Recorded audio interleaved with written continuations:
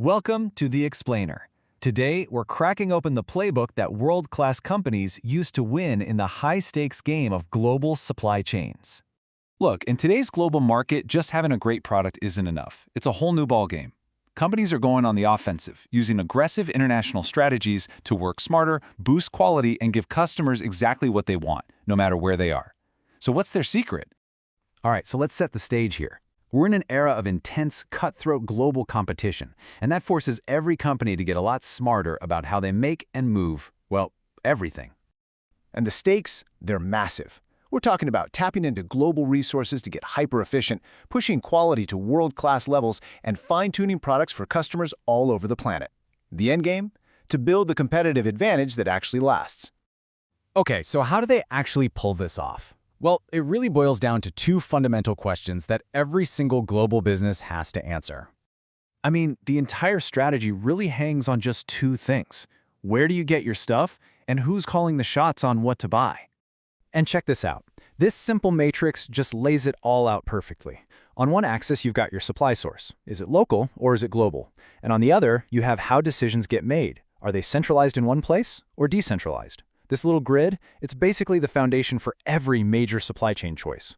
Now this is where it gets really cool. The genius of this is how it maps different strategies to what you actually need. So, let's say you're making something critical where you can save a ton of money with economies of scale. Well, a centralized, global approach is probably your best bet. But what if you need to be super responsive to local customer needs? Then, a decentralized, local strategy is the way to go.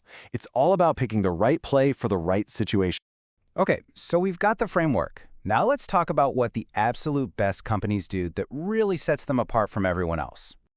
To really win, dominate, companies have to nail four things: how they respond, how they adapt, how they coordinate, and how they innovate. And listen, these aren't just fancy business school buzzwords. They're the absolute core capabilities that the top performers have baked right into their DNA. Let's see what that looks like in the real world. First on the list, agility.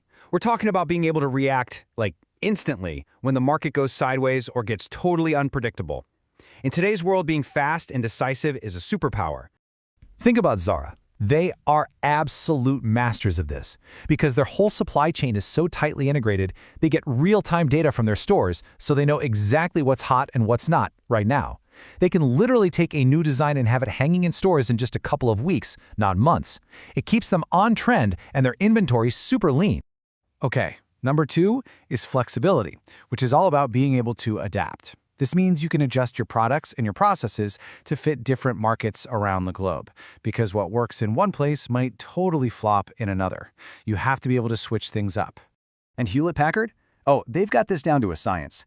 They use these modular designs, kind of like building with high-tech Legos. They make standardized parts that can be put together in all kinds of ways. And then, and this is the brilliant part, they wait until the very last minute to snap them together. It's a clever strategy called postponement. It lets them offer all this customization without having a giant warehouse full of unsold products. All right, number three is all about alignment.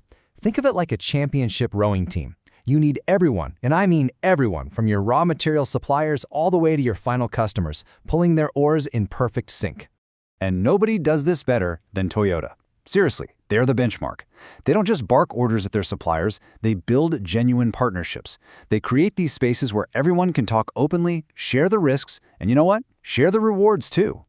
That mutual cooperation, that trust, that's the secret sauce behind their legendary quality. And last but definitely not least, innovation. This is the engine, right? It's the relentless drive to constantly improve everything, your products, your processes, your services. It's about never, ever being satisfied with good enough. 3M is a fantastic example. Innovation is just part of their culture. They even came up with this brilliant idea called the lead user. What they do is they find their most forward-thinking, most demanding customers, and they bring them right into the product development process. The result? You get these incredible, groundbreaking products that solve problems people didn't even realize they had yet. Okay, so we've covered the classic playbook, but now let's talk about how the digital age is coming in and just ripping that playbook to shreds. The old rules are pretty much out the window. We're seeing these four massive disruptive forces at play. Some people call them the 4Ds. And they are fundamentally changing the rules of the game for pretty much every industry out there. Think about it.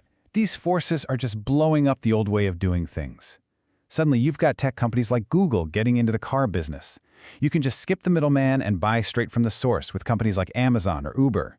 And research and development, it isn't some secret lab anymore. It's happening out in the open, collaboratively. And the whole idea of giant factories turning out millions of identical things, that's being replaced by flexible, on-demand manufacturing. All this digital disruption is pushing us toward the biggest shift of all, moving away from thinking about a simple supply chain to embracing a fully integrated value chain. So, the old model, it was basically a one-way street. You'd make stuff, push it out the door, and hope for the best.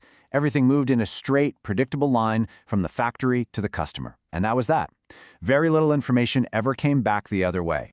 But today, it's a whole different story. It's not a chain anymore. It's more like a web, an open, interconnected network. It pulls in partners from all over the place, tech companies, innovators, you name it.